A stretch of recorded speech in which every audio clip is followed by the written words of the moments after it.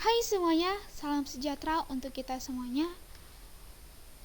Perkenalkan, nama saya Ruth Pauline Dipa Polasialoho, NPM A1L0181041 dari Program Studi Bimbingan dan Konseling Universitas Bengkulu. Nah, pada kesempatan kali ini, saya akan memberi layanan informasi tentang bullying. Selamat mendengarkan.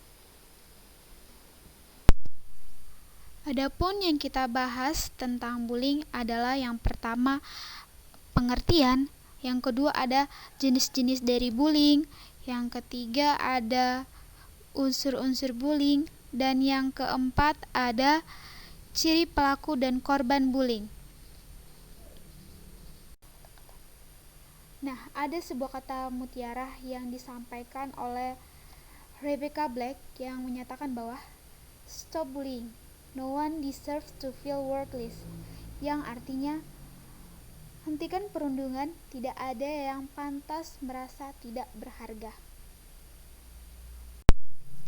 Nah, yang pertama kita bahas adalah tentang pengertian bullying. Nah, bullying adalah suatu tindakan atau perilaku yang dilakukan dengan cara menyakiti dalam bentuk fisik, verbal, atau emosional atau psikologis oleh seseorang atau kelompok yang merasa lebih kuat kepada korban yang lebih lemah fisik ataupun mental secara berulang-ulang tanpa ada perlawanan dengan tujuan membuat korban menderita. Dengan kata lain, bullying adalah suatu tindakan perundungan.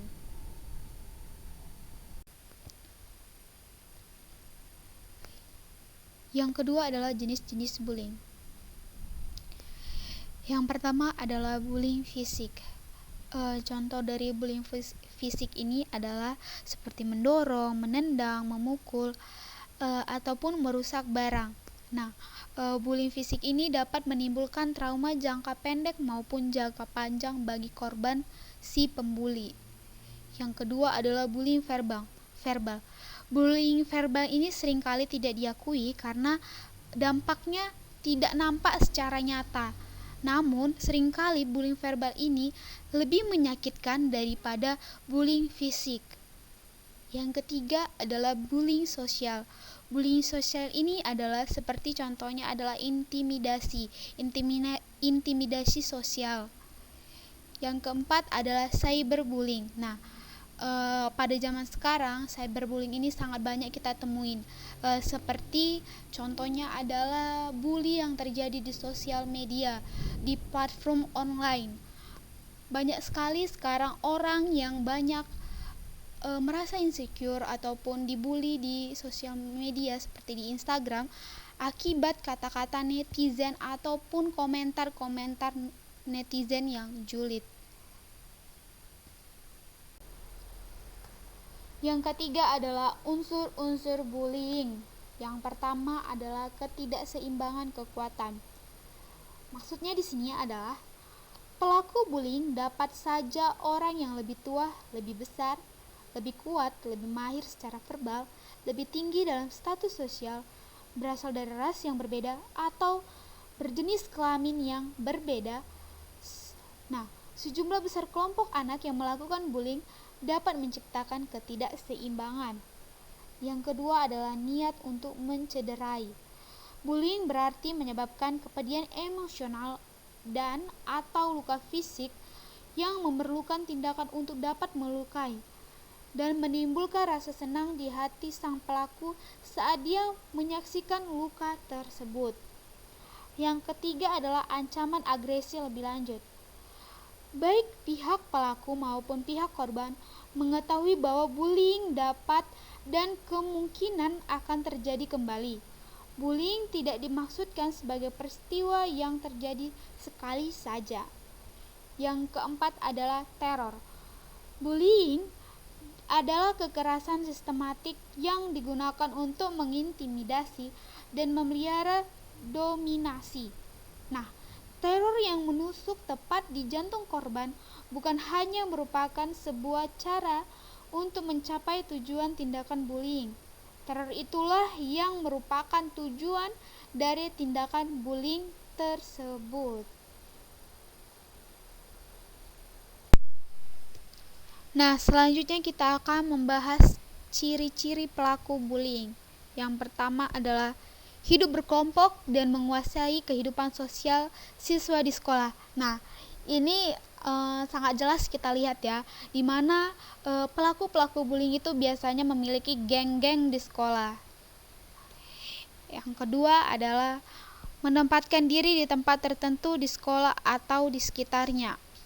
Nah, itu yang seperti sudah saya bahas sebelumnya adalah tentang geng. Mereka biasanya memiliki kumpulan-kumpulan geng dan ada pemimpinnya. Yang ketiga adalah merupakan tokoh populer di sekolah.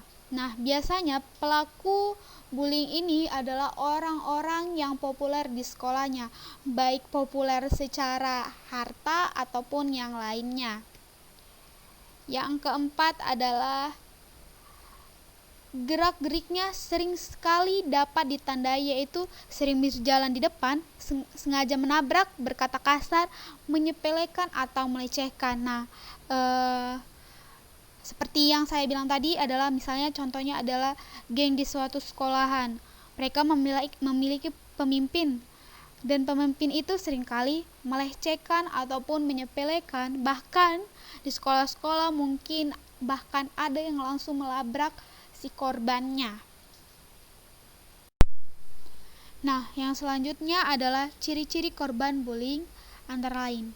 Nah, yang kita bahas pada slide ini adalah ciri-ciri dari korban ya. Yang pertama adalah secara akademis, korban terlihat lebih tidak cerdas dari orang yang tidak menjadi korban atau sebaliknya. Yang kedua, secara sosial, korban terlihat lebih memiliki hubungan yang erat dengan orang tua mereka.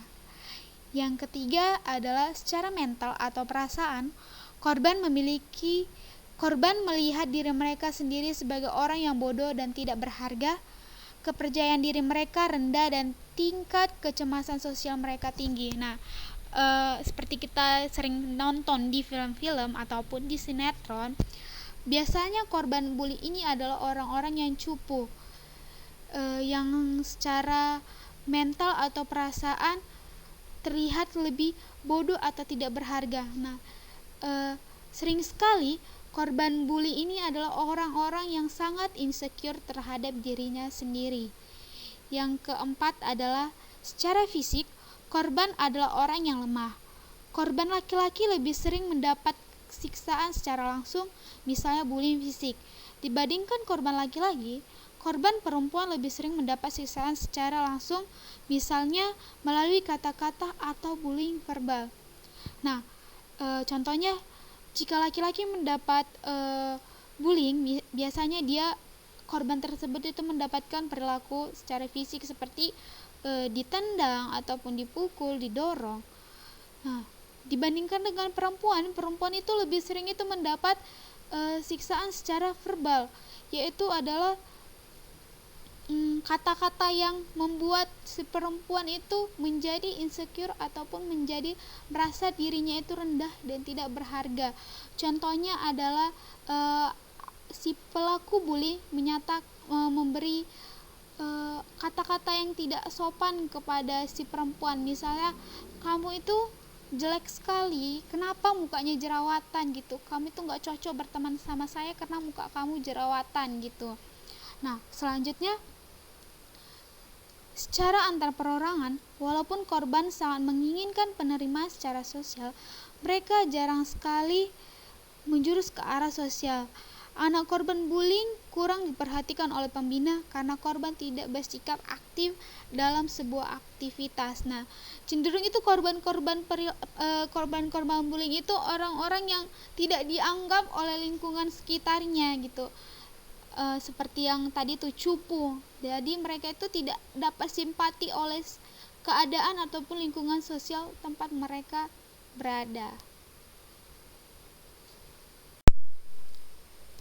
Nah, selanjutnya kita akan membahas tentang cara membela diri dari bullying. Nah, kita itu perlu membela diri kita dari bullying. Nah, adatnya yaitu yang pertama adalah perlihatkan kepercayaan diri. Nah, jadi di sini tingkat kepercayaan diri kita itu harus menjadi nomor 1. Kenapa? Karena jika kita tidak percaya diri, orang akan sangat mudah menginjak diri kita sendiri. Jadi kita harus mempunyai konsep diri yang memiliki kepercayaan diri. Yang kedua adalah membentuk grup pertemanan. Nah, maksud membentuk grup pertemanan ini adalah bukan membuat grup pertemanan yang memiliki teman-teman di dalamnya teman-teman yang toksik. Jadi di sini kita itu harus memiliki teman-teman yang positif. Contohnya, teman-teman pergaulan, misalnya teman-teman untuk belajar ataupun hangout, teman-teman yang memiliki rasa saling menguatkan ataupun rasa teman yang saling mencintai satu sama lain. Yang kedua adalah belajar lebih peka. Nah, maksud belajar untuk lebih peka ini adalah kita itu harus sensitif terhadap lingkungan kita. Misalnya kita itu melihat ada bully ataupun ada kata-kata ataupun ada perundungan yang sudah kita lihat, kita itu harus lebih peka terhadap lingkungan kita dengan membelanya ataupun memberi nasihat. Yang keempat adalah hindari perkelahian. Kita itu harus menghindari perkelahian. Kenapa kita harus menghindari perkelahian?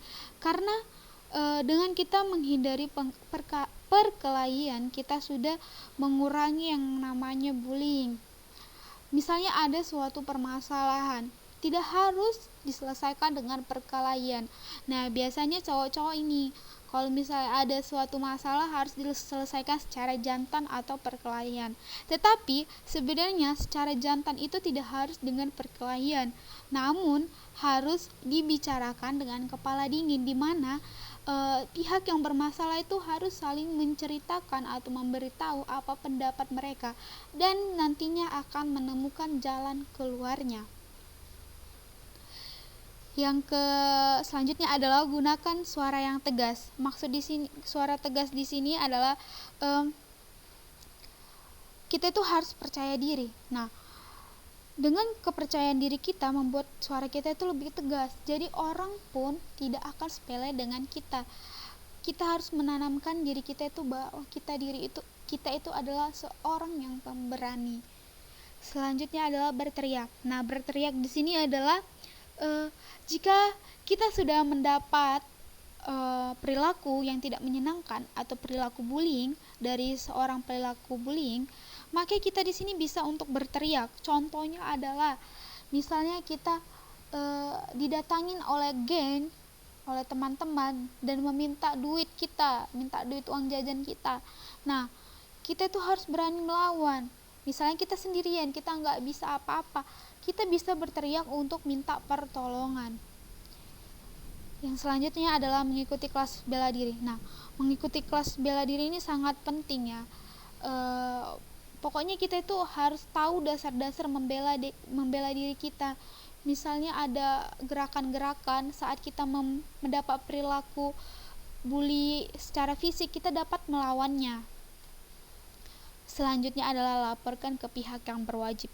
Nah, maksudnya di sini adalah jika perilaku bullying yang sudah kita terima sudah tidak wajar dan membuat diri kita sangat depresi ataupun membuat diri kita terluka secara psikis maupun fisik, kita dapat melaporkan ke pihak yang berwajib.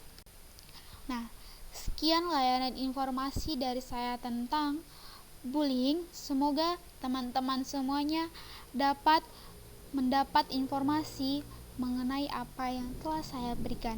Lebih dan kurang saya ucapkan terima kasih.